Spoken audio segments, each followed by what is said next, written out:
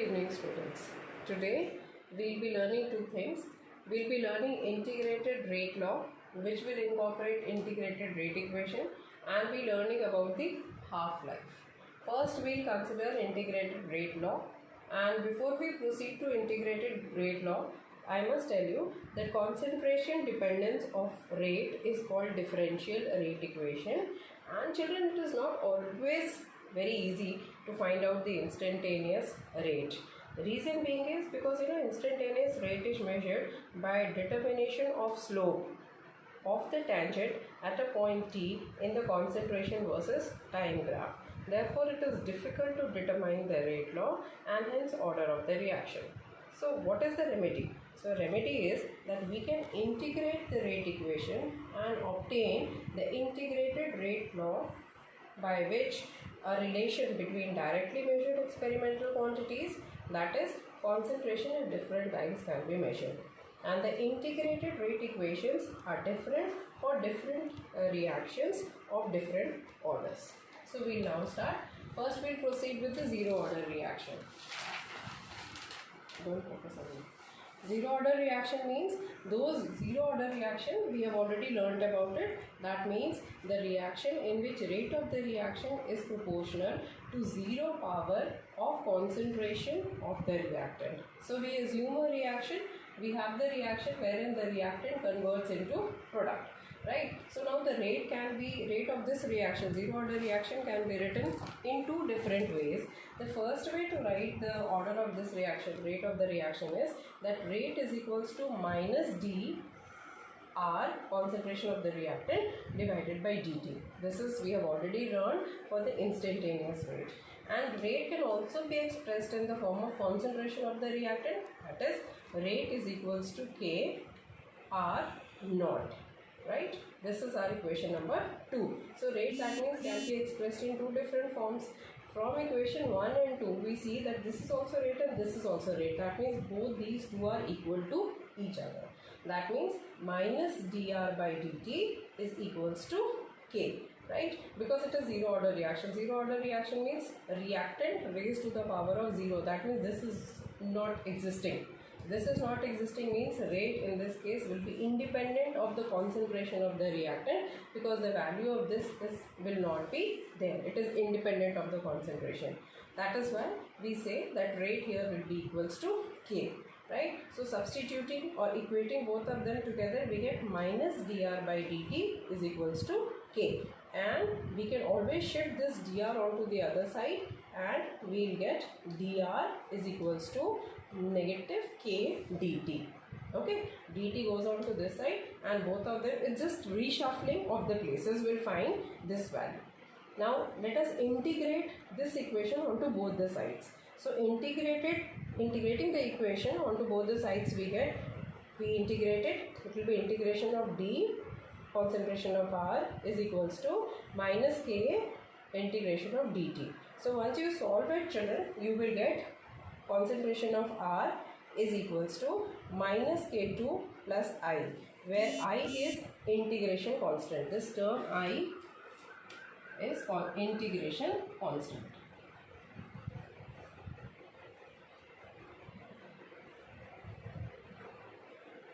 Integration constant. Now if you see this equation, only consider this equation. At time, when t was 0, the concentration of the reactant R would have been R naught, right? This is the concentration when the time t would have been 0. So that means at time t is equals to 0, this will be 0. This will be equals to R naught.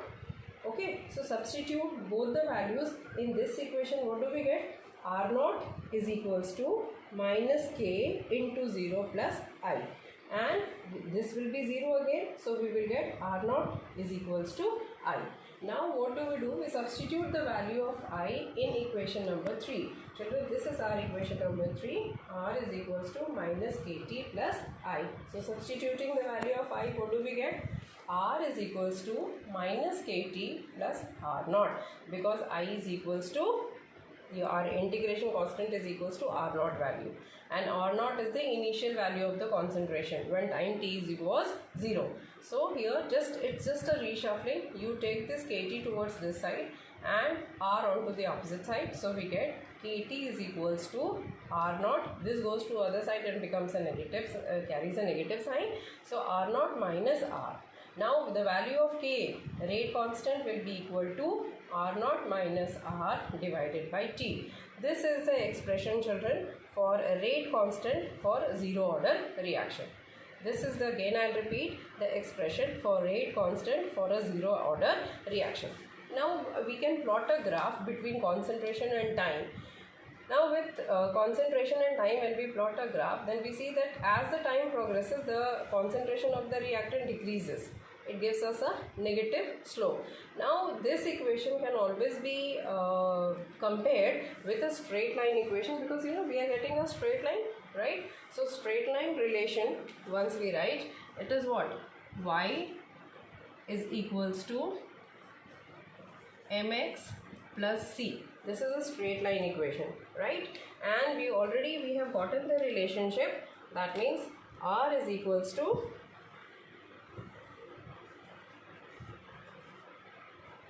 minus Kt plus I, right? So children, this is the integration constant, and this one is our integration constant, and we call it the intercept. Okay, so that means this is Y. So Y, what do we have? We have the R term, the concentration of the reactant, which is decreasing with time, and here our X is T. So on the X-axis we have the time plotted, and slope is minus K over here. See, this is the slope minus K, and I, this is our intercept, this point where this line meets the Y-axis, right? And this is our starting concentration of the reactant R naught. Negative slope. Now what is the meaning of this? See, I have told you this is a negative slope. That means this indicates one thing, that the one component decreases as the other increases. So here the component which is increasing is time, and the component which is decreasing is the reactant.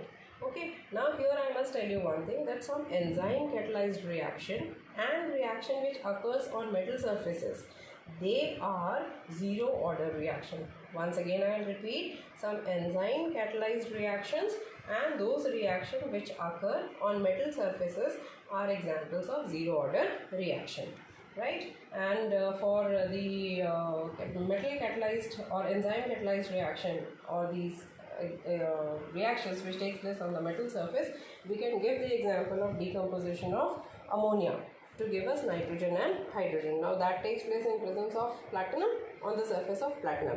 And another example is thermal decomposition of hydrogen iodide on gold surface. So this is the derivation for zero order reaction for the rate constant. Okay, now I will explain you half-life of zero order reaction. Now what is, before we proceed on to the derivation, we must know what is half-life.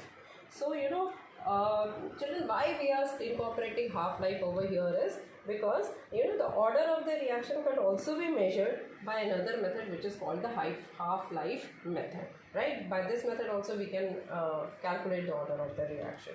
Now what is half-life? So the time during which the concentration of a reactant is reduced to half of its initial concentration, right? That is half-life.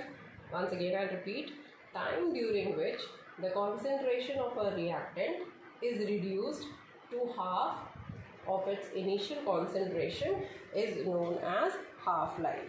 So let us consider the zero order reaction, and we have just now studied that for a zero order reaction, K is equals to R naught minus R divided by T. Now here also we can consider the same equation, okay, and we consider the equation K is equals to R naught minus R divided by T. The same equation we are considering, right? Now here we have to find out the value of T half. So we will take T over here and K over here. So our equation becomes T is equals to R naught minus R divided by K.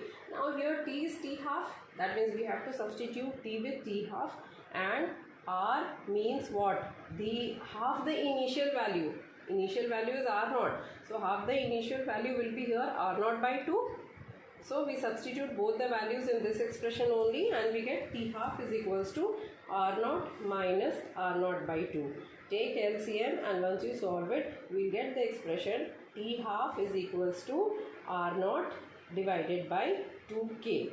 So the half-life, once we are trying to find out for zero order reaction, we get the expression T half is equals to R naught divided by 2K.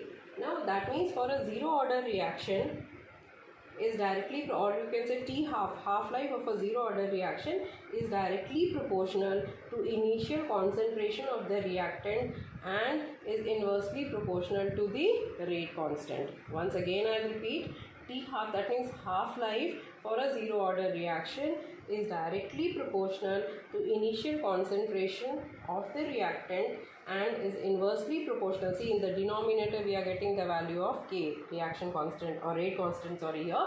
That means T half is inversely proportional to the value of the rate constant.